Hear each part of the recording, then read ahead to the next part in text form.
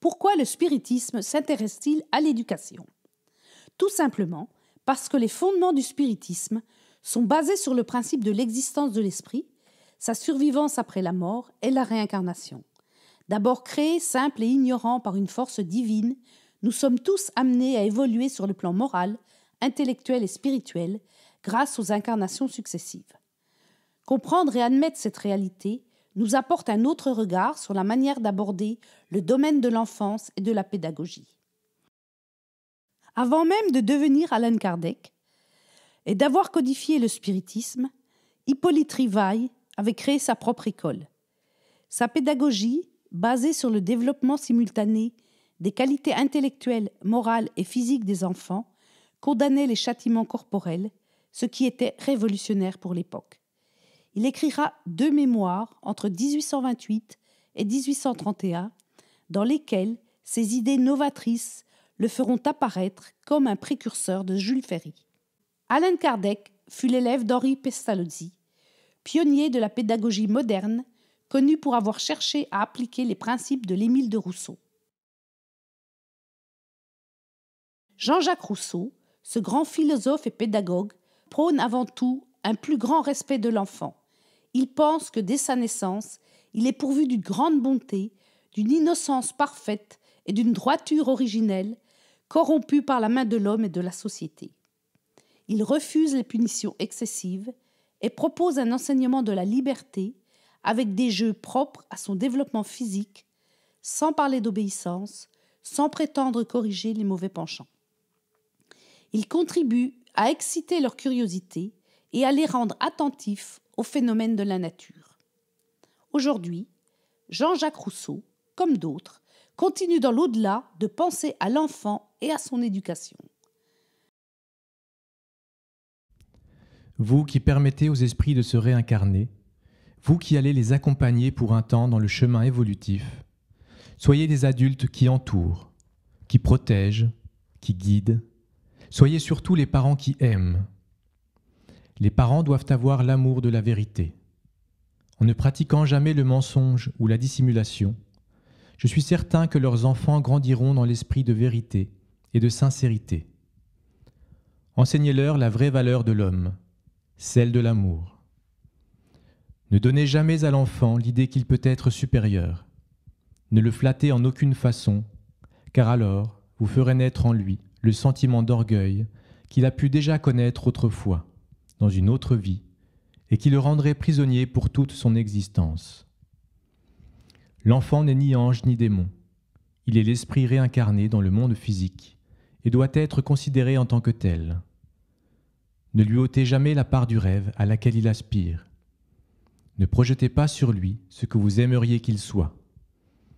Acceptez votre enfant, aimez-le. Soyez là juste quand il le faut, juste comme des guides responsables. Parents, soyez conscients de vos limites. Ayez aussi l'humilité d'apprendre de votre enfant ce que vous ignorez et que lui sait, parce que quelquefois plus avancé que vous.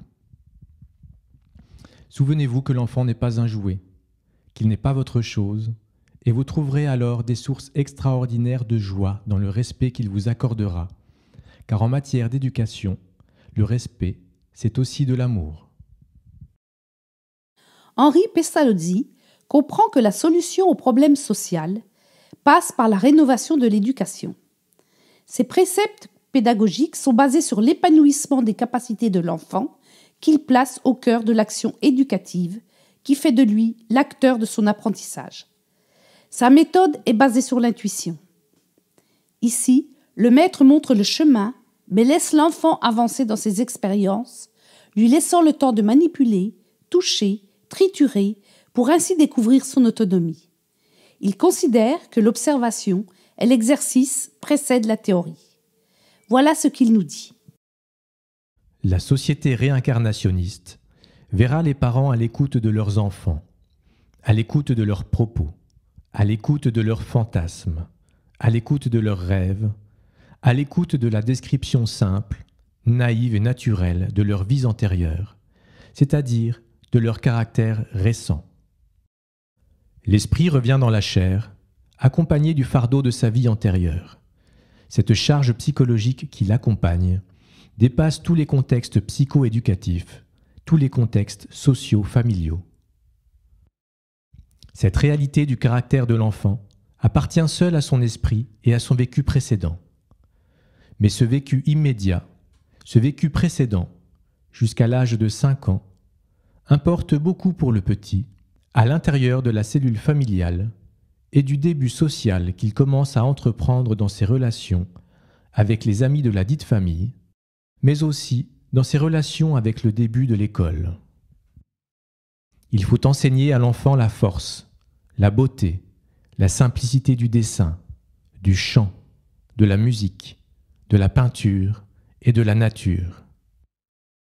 Il faut exclure toute forme philosophique morale, politique ou religieuse dans cet apport éducatif relatif au premier âge de son incarnation, car c'est alors manquer à son jugement parental que de vouloir influencer cette nature réincarnée qui, somme toute, est de retour sur la planète pour progresser, et non pas pour réentendre ce qu'elle a entendu précédemment. L'éducation de l'enfant doit avoir toutes les vertus de la spontanéité, de la liberté, et l'enfant est comme une mèche éteinte qui ne demande qu'à être rallumée. Les parents peuvent être la circonstance essentielle de cette lumière nouvelle, de cette lumière différente, et de ce point de vue, leur responsabilité est aussi grande que la responsabilité du corps social tout entier. Il faut par conséquent savoir entourer la nature enfantine d'un amour intelligent, c'est-à-dire de l'amour qui n'embrasse pas jusqu'à l'étouffement, mais qui fait découvrir à l'esprit sa véritable nature progressive à la lumière de sa nouvelle incarnation.